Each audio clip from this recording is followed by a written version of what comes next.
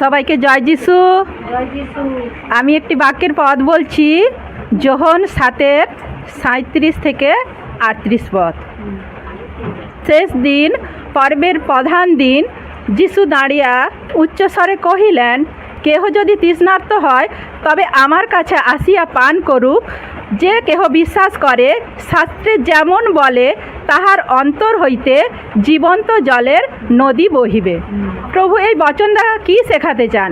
বলছে যে কেহ বলতে পার্টিকুলার প্রভু আজকে যে আমাদের লেডিস সৎসঙ্গ, আজকে আমরা অনেক লেডিস সন্তানরা উপস্থিত হয়েছি, তো প্রভু এই শুধু লেডিস সন্তান দিদিকে মনোনীত করেনি, প্রভু ইউথদের দিকেও মনোনীত করেছেন এবং কি জেন্টসদের দিকেও মনোনীত করেছেন। প্রভু চান পৃথিবীর একদিন স্বর্গ হোক, পৃথিবীর এ প্রান্ত থেকে ও প্রান্ত, পূর্ব থেকে পশ্চিম, উত্তর থেকে দক্ষিণ, প্রত্যেকেই প্রভুর এই বচন জানুক, প্রত্যেকেই প্রভুর এই মণ্ডলীতে আসুক, প্রত্যেকেই প্রভুর এই বাক্য জানুক। সেজন্য প্রভু তাদের প্রত্যেককেই বলেছেন যে কেহ বলতে প্রত্যেককেই আজকে প্রভু এই মণ্ডলীতে আহ্বান করেছেন। যে কেহ এই মণ্ডলীতে আসে কি তাহার অন্তর থেকে যে বিশ্বাস করে, এবং এখানে আসতে গেলে কি হবে না বিশ্বাস করতে হবে। কাকে বিশ্বাস করতে হবে? প্রভু যিশুকে বিশ্বাস করতে হবে।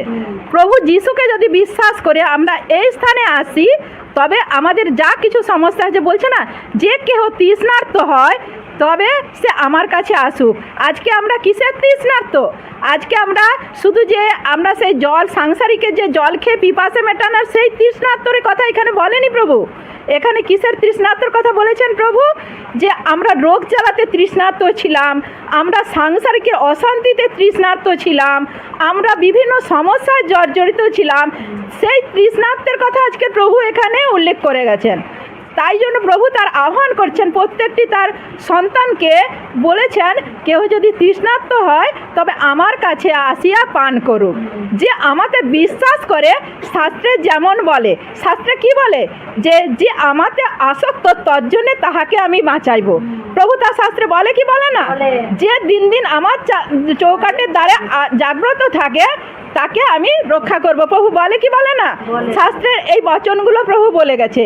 এই শাস্ত্র অনুসারে প্রভু আমাদের প্রতি করবেন কি করবেন না? কারণ শাস্ত্রে তিনি গ্যারেন্টি দিয়ে গেছেন। কেননা ঈশ্বরের বাক্য জীবন্ত এবং কি কার্য সাধক। কারণ আজ প্রভুকে সেই সমরীয় নারী কি বলেছিল?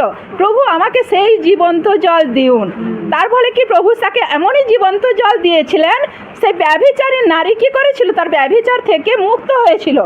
তাহলে আজকে আমাদের যে যা সমস্যা আছে, আমাদেরকে প্রভু মুক্ত করবেন কি করবেন না? সাংসারিক অশান্তি থেকে মুক্ত করবেন, সাংসারিক ঋণ থেকে মুক্ত করবেন, রোগ কবলিত থেকে মুক্ত করবেন, এবং কি আমাদের সাংসারিকের যা কিছু সমস্যা, যার যেটাই সমস্যা, যেটাই জন্যই আজকে তৃষ্ণার্ত প্রভুর কাছে, তাহলে প্রভুর কাছে যদি আজকে আমরা আসি, প্রভুর কাছে যদি প্রণিপাত করি, প্রভুর কাছে যদি সেই বিশ্বাসের সহিত আসি, নিজেকে তুলে ধরি প্রভুর এই মণ্ডলীতে, অর্থাৎ প্রভুর দেহের সঙ্গে যদি জুড়ি, তাহলে প্রভু আমাদের সুন্দর করবেন কি করবেন না? অবশ্যই করবেন। কারণ প্রভু তার বাক্যের গ্যারেন্টি দিয়েছেন, প্রভু তার শাস্ত্রের গ্যারেন্টি দিয়েছেন। তো আমরা তাহলে প্রভুর কাছে এসে আজকে আমরা যারাই এসেছি, আজকে আমাদের লেডিস সৎসঙ্গ, আজকে কন্যা সন্তানদের সেই গোপন সমস্যা নিয়ে এসেছি। প্রত্যেকের সমস্যা থেকে শুধু কন্যা সন্তানকে কি তিনি উদ্ধার করবেন? কারণ তিনি বলেছেন তিনি ইউথ সন্তানদেরকে উদ্ধার করবেন, এবং কি জেন্টসদের দিকে উদ্ধার করবেন, এবং যারা বৃদ্ধ বনিতা, আবাল বনিতা যারাই আছেন তাদের দিকেই প্রভু উদ্ধার করবেন। তো করবেন কি করবেন না? তো ব্যাস এতটাই বলবো। তো আমার আত্মাতে প্রভু এতটাই বার করলেন। তো সবাইকে একত্রে জয় যিশু।